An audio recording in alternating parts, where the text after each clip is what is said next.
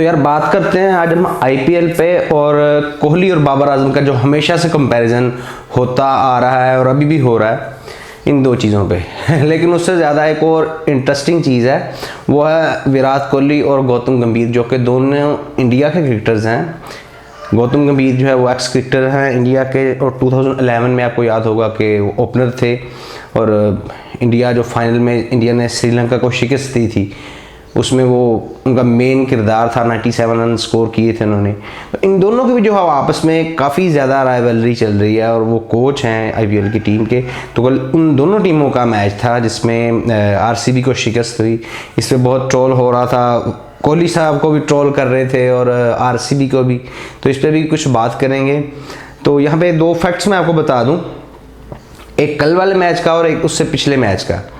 कि बाबर आजम पे हमेशा से ये इल्ज़ाम लगाते रहे हैं पाकिस्तान के भी एक्स क्रिकेटर्स, जो कि बाबर आजम से जेलस फील करते हैं और हेट करते हैं बाबर आजम को, और कुछ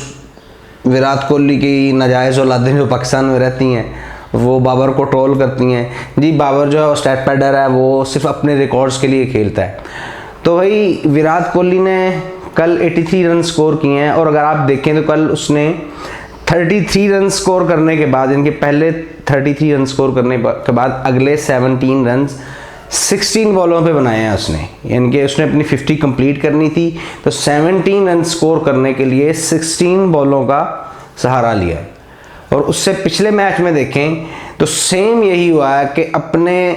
जब 40 रन कोहली के हुए थे तो अगले 10 रन बनाने में उन्होंने 11 बॉल्स जो हैं वो ली थी। तो इस चीज़ से आप अंदाज़ा लगा सकते हैं कि अगर आप बात बाबर आजम की कर रहे हैं कि जी वो अपने स्टैट्स के लिए खेल रहा है, तो यार जो आपका नाजायज़ पिता है या नाजायज़ वालिद है आपका, वो उसके तो अपने ये करतूत हैं। जो आप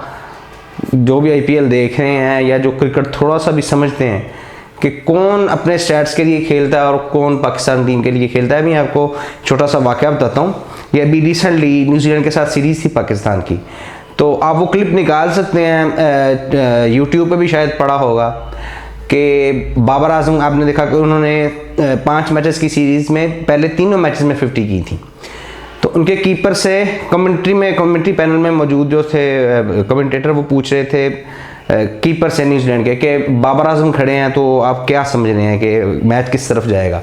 तो उनका यही कहना था, मैं आपको ट्रांसलेट कर देता हूँ, कि जी बिल्कुल बाबर आजम खड़े हैं और ये वाकई जब तक क्रीज में हैं हमें डर रहेगा कि पाकिस्तान टीम ये मैच जीत सकती है। लेकिन एक इनका वीक पॉइंट ये है कि बाबर आजम सिर्फ अकेले खड़े होते हैं, इनके साथ दूसरे एंड पे कोई इनको साथ देने वाला नहीं है। तो लिहाजा जो ये टाइम स्पेंड करते हैं क्रीज पे, वो उसका फ़ायदा नहीं होता, क्योंकि जब आप सिर्फ एक एंड से अटैक करेंगे, दूसरे एंड पे जो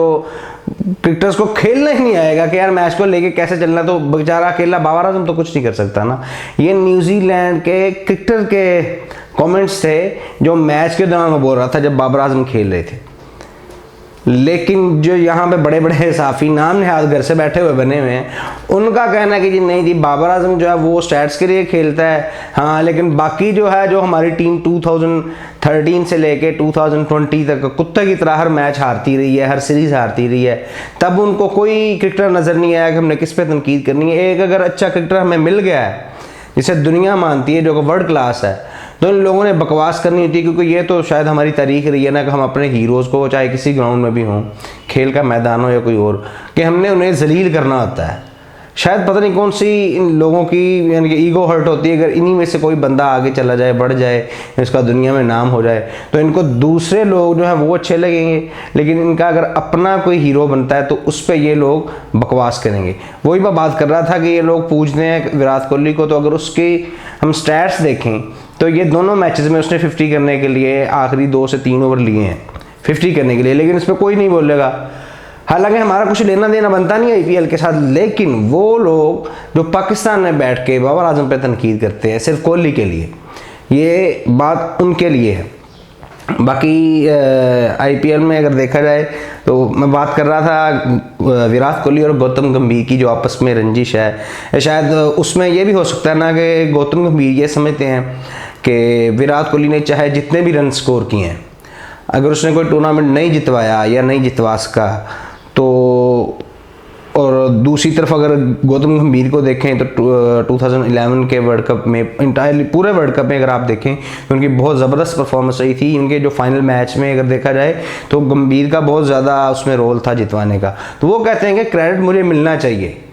2011 का अगर वर्ल्ड कप निकालें तो इंडिया वाले भी और दुनिया वाले भी जो है वो मोस्टली क्रेडिट देते हैं महेंद्र सिंह धोनी को। 2007 के वर्ल्ड कप की बात करें उसका भी क्रेडिट धोनी को मिलता है। दूसरी तरफ अगर हम विराट कोहली को देखें तो उन्होंने काफ़ी सेंचुरियाँ लगाई हैं, लेकिन वो आज तक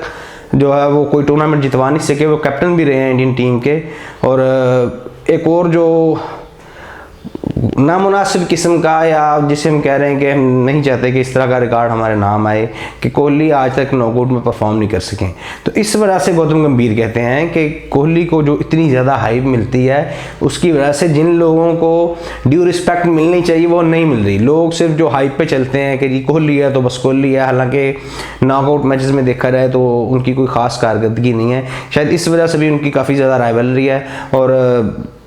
इसी वजह से जो पाकिस्तान इंडिया के मैच के अलावा अगर आईपीएल में देखें तो इंडिया की सारी आवाम इसी मैच का वेट कर रही थी कि जो गंभीर की टीम और कोहली की टीम के दरमियान था, और उसमें विराट कोहली की वजह से जो उन्होंने इतना स्लो खेला है, आरसीबी बड़ा स्कोर नहीं बना सकी, 183 रन बनाए और बासानी गंभीर की टीम ने मैच जीत लिया।